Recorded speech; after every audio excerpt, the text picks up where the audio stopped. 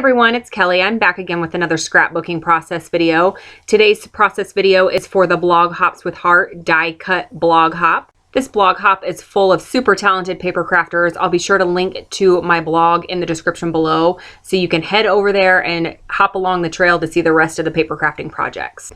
I'm going to be scrapbooking another picture from our 2012 cruise, and I am starting with my die cut, which is laying on the white cardstock. It is actually a cut file from the Cut Shoppe. It's the Places You'll Go cut file. I wanted to add some mixed media to this layout, so off camera I had added a layer of clear gesso, and now I'm coming in with a Shimmerz paint. It is the Golden Wheat paint, and I'm just using the packaging technique to add some color to the white cardstock. I want to keep that color within the circumference of the globe, so I'm being fairly careful as to where I'm applying the color. And the globe is cut using an older Dear Lizzy collection. It's from the 5th and Frolic collection. It's this real nice mint color, and it does have a little bit of a stripe to it, which you'll be able to see in the close-ups at the end. Once I'm happy with the mixed media work, I'm going to set that aside to dry, and I'm going to move on to my photo cluster. I'm going to map my photo using a couple different papers. I'm first going to start with a Project Life card from the Hip Kit Club, and then I'm going to come in with this yellow striped paper that is from the Maggie Holmes Confetti collection. I will also bring in a layer of vellum in just a moment, and I will bring in a doily also. So I'm just going to tuck those two yellow pieces directly underneath the photo, just have them kind of peeking out from the top and the bottom. The yellow in that paper matches the yellow Shimmerz paint that I used as my mixed media work beautifully. Now off camera, I added a zigzag stitch around the circumference of the globe. I found that whenever I apply gesso to my paper that I have a hard time getting my tape runner adhesive to stick to the paper. So the stitching is just gonna allow that to stay right in place. Now I'm gonna start bringing in some embellishments. I believe that those florals are from a Dear Lizzy collection. I'm also going to bring in that flare button that is from a Dear Lizzy collection. And here you're going to see that I'm going to start putting together the rest of my paper cluster. I'm going to attach those papers together using my Close to My Heart mini stapler, and then I'm also going to use some glue dots on my photo. But the glue dots I use, they actually have a little bit of dimension to them, so they're going to pop the photo off the page. That's going to allow me to tuck some embellishments underneath the photo and create an embellishment cluster surrounding the photo. And I apologize for the glare that's on that photo. If you watched my last video, you know I just recently purchased a new camera, and I'm still trying to get the settings just the way I want, so that way there's not a lot of glare, but the color is definitely much better on this video than it was on my last. So I'm going to bring those floral pieces back in. I'm going to tuck one on the top left and the bottom right, and then also that flare button is going to sit right on top of the photo there. And that is from the Dear Lizzy Lucky Charm collection, as is this chipboard sheet that I'm bringing out. I'm going to place that chevron chipboard piece directly underneath the photo. In just a moment, I'm going to trim off a little bit of the excess that's hanging off the edge. The colors in the Lucky Charm collection match the 5th and Frolic collection really well. I love when you're able to combine different collections like that.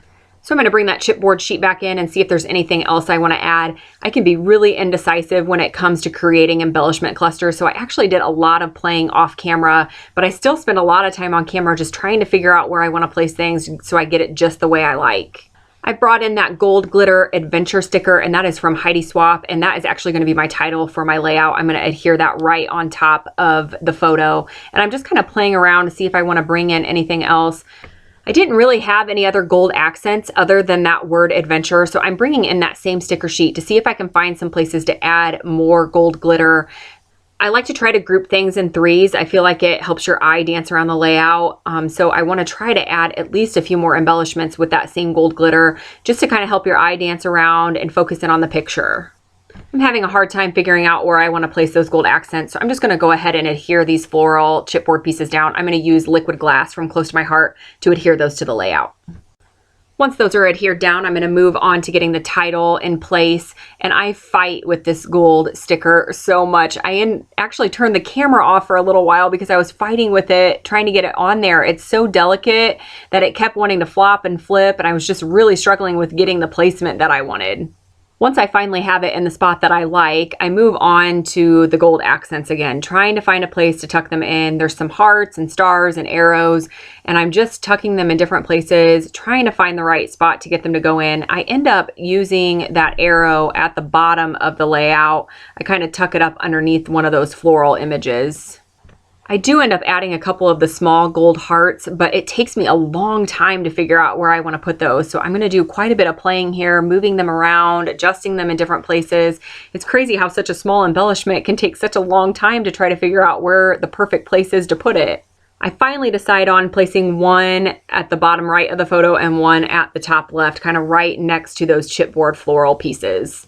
I'm going to come in next with the gold arrow, and I'm going to tuck it underneath that bottom floral piece. And then I'm going to come back in with that Dear Lizzy Lucky Charm collection, and I'm going to add a couple small chevrons, just kind of tucked down at the bottom right, and then I'm also going to add a couple to the top left. It just kind of adds some symmetry to the design of the layout and really does help your eye kind of bounce back and forth. Now I'm moving on to some finishing touches. I have no idea where or what collection that paper is from, but it's almost just like a fringed notebook paper that I'm going to tuck underneath my main photo cluster. And as I mentioned, I can't get adhesive to stick to gesso, so I'm adding some more liquid glass just to those chipboard pieces to make sure that they're going to stay in place, and also to that gold heart because it's sitting right on top of the gesso. I'm going to come in with my T-square ruler and add some lines for my journaling. I had originally thought that I wanted to do all my journaling typed for my cruise album, but I've decided this layout has a messy enough feel with the mixed media and the different things going on that it would be fine for me just to add some handwritten journaling.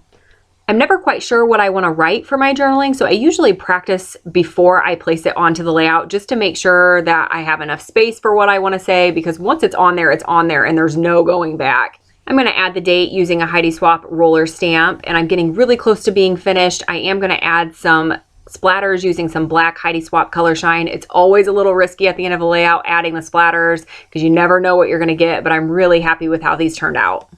I'm going to leave you in just a moment with some still shots of the layout, and I would like to encourage you to head to my blog so that way you can hop along with the Blog Hops with Heart die cut blog hop. There's a lot of talent in this blog hop group. I feel very blessed that I was asked to be a part of these amazing paper crafters. So please remember to subscribe if you liked this video. I'm planning on making another very soon. Thanks for watching.